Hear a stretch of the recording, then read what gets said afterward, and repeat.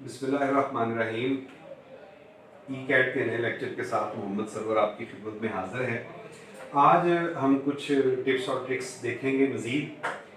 सबसे पहले तो हम लोग ये डिस्कस करेंगे कि अगर हमारे पास इम्प्लिसिट फंक्शंस आ रहे हों, यानी कि एक्स और वाई दोनों मिक्स होके आ रहे हों, तो उनको उनके डेरिवेटिव्स को हम लोग शॉर्टली कैसे हल कर सकते हैं। तो चलते हैं कि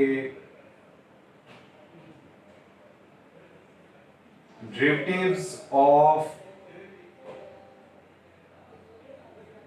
implicit relations या implicit functions।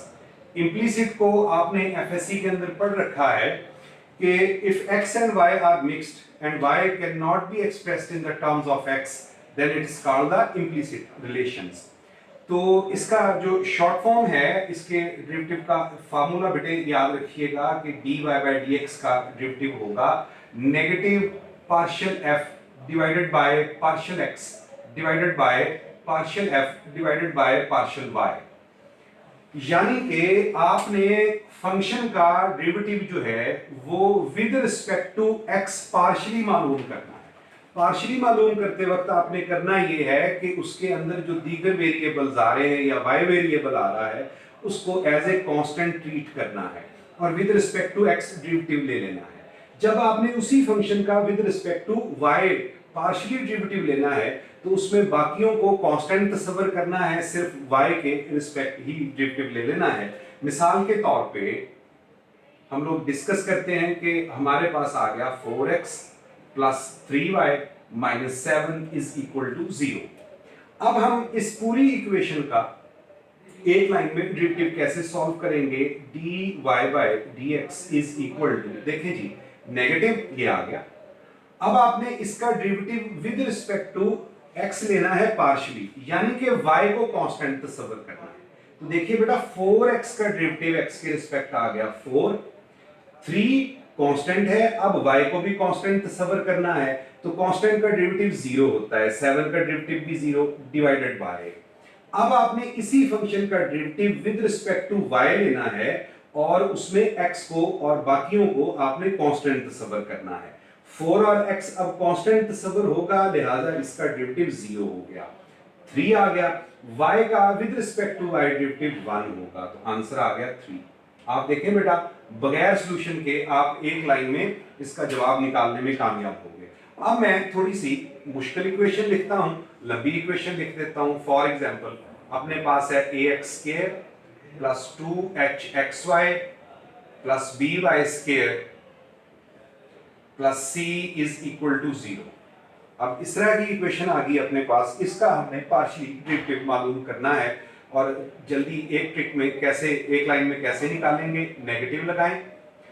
अब आपने इस पूरी इक्वेशन का derivative with respect to x लेना है और बाकियों को कांस्टेंट तस्वर करना है। जी बेटा, a कांस्टेंट x² का डेरिवेटिव 2x हो गया, ये 2x आ गया। 2hxy, इसमें 2 कांस्टेंट, h कांस्टेंट और y कांस्टेंट तस्वर हो गया। कांस्टेंट डेरिवेटिव के बाहर गए, x का डेरिवेटिव 1 आ गया, तो ये आ गया 2hy।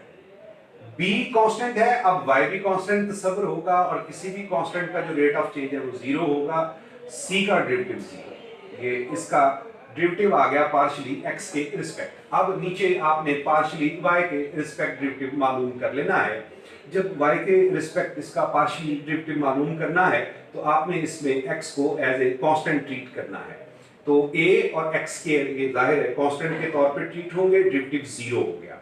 2h और x ये कांस्टेंट ट्रीट हो गए, y का with respect to y derivative 1 हो गया, प्लस और आगे आ गया b, y² का with respect to y derivative होगा 2y और c का 0 हो जाएगा। ऊपर से 2 कॉमन लें, नीचे से 2 कॉमन लें, कैंसिल आउट हो गया, negative into x plus hy divided by hx plus b। लो मेरा बेटा, ये सॉल्व हो गया। जो काम आप 2 सफ़ों पे करते थे वो आपका 2 लाइनों में हल होके 2 स्टेप में आपके सामने आ गया है। अब इसके बाद हम लोग डिस्कस करेंगे कि हमारे पास अगर पैरामीट्रिक फंक्शंस आ रहे हों तो उनके डेरिवेटिव्स को हम लोग जल्दी कैसे सॉल्व करेंगे, देखते हैं। जी बेटा अब चलते हैं कि derivatives of parametric functions. Parametric functions को मेरे बेटों ने एफएससी के अंदर पढ़ रखा होगा कि if x and y are the functions of the third variable t or theta then it is called the parametric functions। तो आपके पास फॉर एग्जांपल एक फंक्शन x है, ये है आपके पास f of t and y है आपके पास g of t। तो इसका ट्रिक क्या होगा, dy by dx निकालने का एक लाइन में। ऊपर आपने y g of t का with respect to t derivative ले लें, g प्राइम ऑफ t और नीचे f prime of t। FSC में हालांकि पहले हम करते थे कि x का with respect to t derivative लेते थे, फिर उसको उलटते थे, फिर y का t के रिस्पेक्ट डेरिवेटिव लेते थे, अकॉर्डिंग टू चेन रूल उनको मल्टीप्लाई करते थे, उसके बाद हम आंसर देते थे। तो इंटी टेस्ट में आपको ये सारा करने की जरूरत नहीं है, आप बड़े आसानी के साथ आपके जवाब आ सकते हैं एक एक लाइन के अंदर। फॉर एग्जाम्पल अब हम इसकी एग्जाम्पल्स के ऊपर चलते हैं। बेटे फॉर एग्जाम्पल अपने पास है एक वैल्यू, मैं यहाँ पे लिख देता हूँ 80 स्क्वायर और y है bt रेज टू पावर 4। तो मेरा बेटा आपने dy by dx इसका देखना है, तो देखें कैसे 2 या 3 सेकंड ज्यादा से ज्यादा लगेंगे, इनके डेरिवेटिव्स आ जाएंगे। पहले y का डेरिवेटिव लेंगे, bt raise to power 4 cube divided by 80 square का डेरिवेटिव 280। इसके बाद आप इसको सिंपलीफाई कर लें, ये कैंसिल आउट होके 2 आ गया, ये कैंसिल आउट होके स्क्वायर आ गया, तो आपके पास आंसर बच गया 2bt square divided by a। Answer आ गया। बड़े आसानी के साथ बेटे आपके जवाब आ सकते हैं। अच्छा आप इसकी कोई थोड़ी सी अब फॉर एग्जाम्पल ट्रिग्नोमेट्री इन्वॉल्व होगी हमारी, उसको देखते हैं। फॉर एग्जाम्पल बेटा अपने पास है x is equal to a sine cube theta, y is equal to b cos for example cube theta है। dy बाय dx निकालना है, एक लाइन में कैसे फाइंड आउट करना है। ऊपर y का डेरिवेटिव थीटे के रिस्पेक्ट ले लेना है, b आ गया वैसे, क्यूब का derivative power down 1 power less without power derivative, cos का डेरिवेटिव नेगेटिव साइन थीटा हो गया, डिवाइडेड बाय अब नीचे x का विद रिस्पेक्ट टू थीटा आ जाएगा a कांस्टेंट, साइन क्यूब का डेरिवेटिव 3 साइन स्क्वायर थीटा और साइन का डेरिवेटिव cos थीटा। अब इसमें आप देखिए कि आसानी के साथ क्या कैंसिल आउट हो सकता है, 3 गया और ये स्क्वायर कैंसिल आउट हो गया, ये स्क्वायर कैंसिल आउट हो गया। अब देखिए नेगेटिव स्टार्ट में लिखिए, नेगेटिव b ओवर a, ऊपर बच गया cos, नीचे बच गया sin, cos divided by sin is cot theta. तो बड़ी आसानी के साथ हम पैरामीट्रिक फंक्शंस के डेरिवेटिव इस ट्रिक के साथ मालूम कर सकते हैं। ऊपर y का नीचे x का एक लाइन में हल हो जाएगा, बाकी सिंपलीफाई करते हैं आप इसको। अच्छा बेटा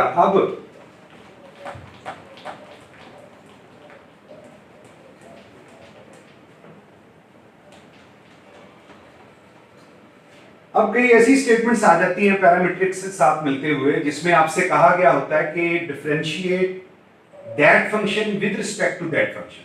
आपने एक फंक्शन का with respect to another derivative मालूम करना है, उसका ट्रिक देखिएगा। मिसाल के तौर पे आपको क्वेश्चन आ जाता है कि differentiate x plus 1 over x whole square with respect to x raise to power 4। आपने इसका इसके रिस्पेक्ट डेरिवेटिव मालूम करना है, या इसकी स्टेटमेंट यूं दी जा सकती है dx plus 1 by x whole square over d into x raise to power 4, ऐसे भी लिखा जा सकता है।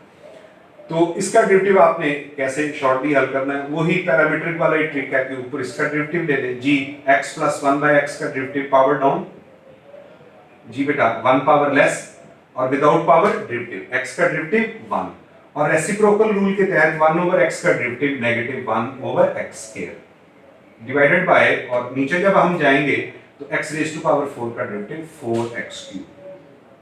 आंसर आ गया अपने पास।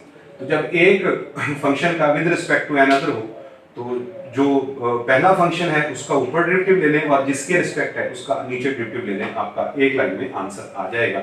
फॉर एग्जांपल इसको और तरीके से भी इलस्ट्रेट करने की कोशिश करते हैं।